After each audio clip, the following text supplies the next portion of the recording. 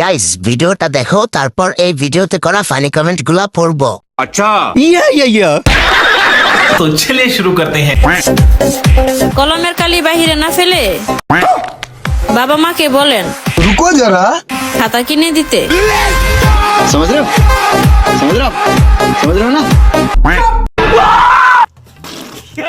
चलो भाई देखो अब मैं क्या करता हूँ। ভাই খাতা 300 টাকা করে পাওয়া যায়।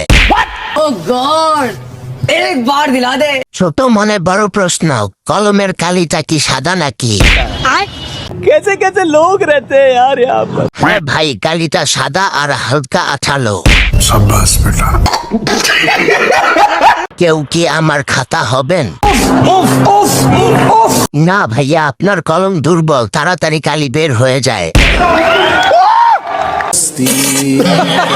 তুমি আমাদের খাতা হবে নাকি? না ভাইয়া, এত মানুষ এই খাতাটা ব্যবহার করলে তো খাতাটা ছিঁড়ে যাবে। भाई मारो मुझे मारो।